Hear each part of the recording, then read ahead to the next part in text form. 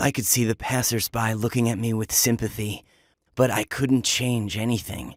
I knew there was a camera somewhere on the side, so I had to play my part to the end.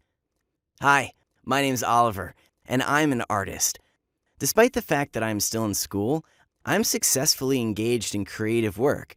I participate in different exhibitions. They even sell some of my works at the auctions for thousands of dollars. How did I manage to achieve this? This is exactly what I'm going to tell you today. But you gotta find out the price I paid for my popularity. So make sure you watch my story to the end. I loved drawing ever since I was a kid. At first, it was just some kiddish scribbles. But as I got older, my drawings got more complicated. I loved mixing colors. I drew my invented worlds and characters. Noticing I was doing very well in drawing, my parents sent me to art school. The teachers noticed my talent too, so they started to work with me thoroughly. But I was bored with drawing portraits, landscapes, and people. Yeah, of course, I was supposed to know these genres and stuff, but I still had my childhood love for some fantasy worlds and characters. So when I was at home in the evening, I drew new, colorful universes and their inhabitants. I also liked to draw some sketch pictures, like cute little drawings that all my classmates liked, especially the girls. Anyway, I had an ordinary teenage life. I studied at school, went to art school after classes, and created my own worlds in the evening. One day, our school announced a Thanksgiving fair. Every class had to prepare something and sell it. That was kind of a holiday celebration. Normally, I always tried to stay away from such activity in the school life, but this time the girls talked me into it. As a result, I drew about 100 sketch cards for the fair. During the holiday itself, I was drawing portraits in the anime style. If you only knew how much all the fair guests liked it. We sold all the sketches in the first 2 hours. I had a long line of people waiting to get their portraits done. I even regretted I took so little money for it. I could have earned more. After this fair, the whole school found out about me and my incredible talent. I didn't want to be popular, but it was nice when the girls came up to me during recess and asked me to draw a sketch for them, or even a picture they would like to hang in their room. So I started to earn money for my talent. When my parents found out about this, they praised me and said they did not invest in my education in vain. It would all pay off in the future. Once, during the big recess, a girl from another class came up to me. She had already asked me several times to draw something for her, like an anime character or a cartoon version of her favorite musician. Melanie, that was her name, said her dad liked my drawings very much. He was an artist too. He owned a private gallery in our city. Melanie's dad wanted to meet me and see if I could draw anything else besides sketches. She invited me to a family dinner. She advised me to bring some of my works with me. I was supposed to show them to her dad. We had dinner in a very friendly atmosphere. Melanie's dad, Mr. Fox, talked a lot about his youth and how he started painting.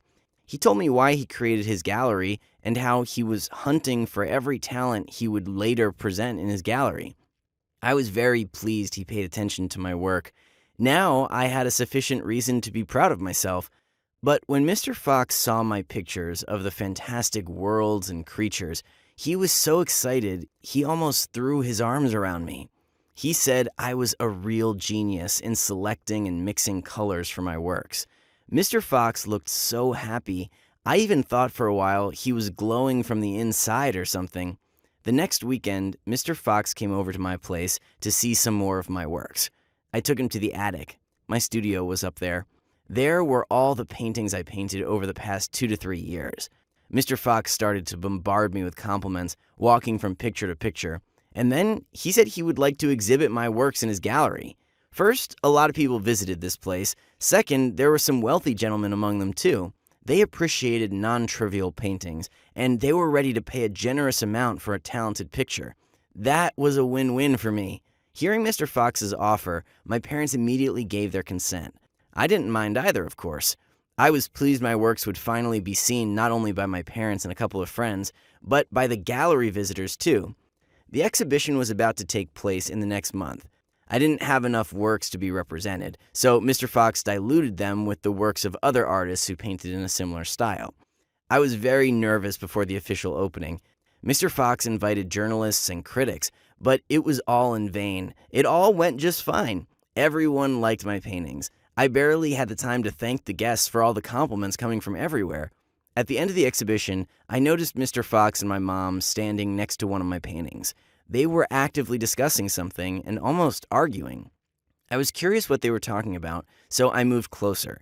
It turned out they were discussing the price Mr. Fox put up for my painting. My mom thought it was too low, especially since there was another artist painting hanging next to it, which looked less spectacular, but it cost 5 times higher. Mr. Fox explained to my mom the work belonged to a well-known artist. Almost everyone knew him. And he was known not only because his paintings were talented and beautiful, but also because this artist painted without hands. As a kid, he had a terrible accident. He lost both hands. At first, he was discouraged and thought his life was over. Then he found his salvation in art. He learned to draw, holding a brush in his toes or in his mouth. His works were a little gloomy, but knowing the backstory, people really appreciated them. They were willing to overpay just for the brand story. This story impressed both me and my mom, and since then, we invented the plan that would later turn my life upside down. At the end of the exhibition, people purchased 3 of my works. Of course, I can't say I got a bunch of money. Still, it was a real success for a 16-year-old guy. What do you think I spent my money on? My answer will surprise you. Nothing. My parents got the money instead of me. They put it in a special bank account.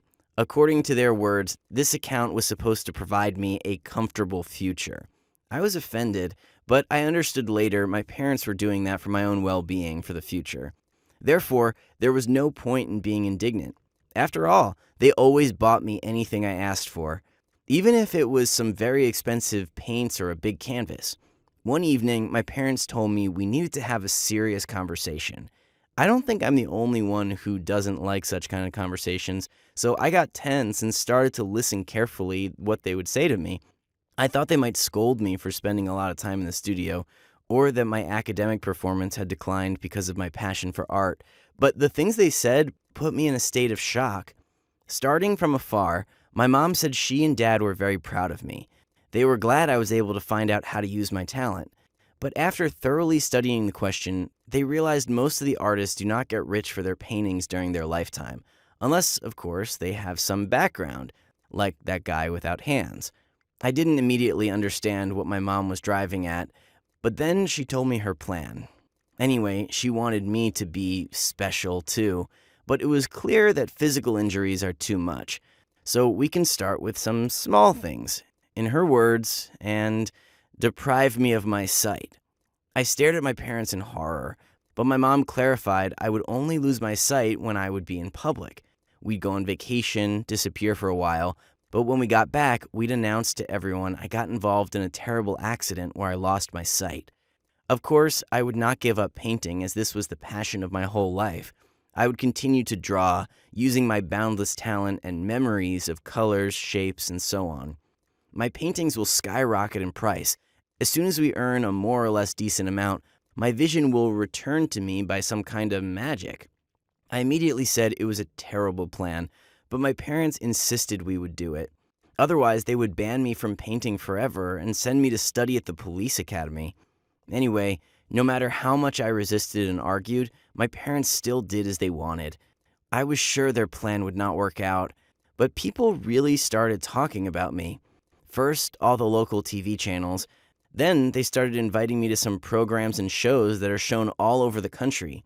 Of course, my paintings, especially the ones I painted after I lost my sight, jumped in price, and people started buying them more and more often. I barely even had the time to draw some new pictures. A month ago, a TV channel said they would like to make a documentary about me. We even flew to Paris for this, where they were supposed to shoot me drawing right on the street. I could see the looks of people filled with sympathy. I could see the camera crew looking at me. I was very ashamed in front of them, but I knew I could not change anything, and I just played my part. So, what would you do if you were in my shoes?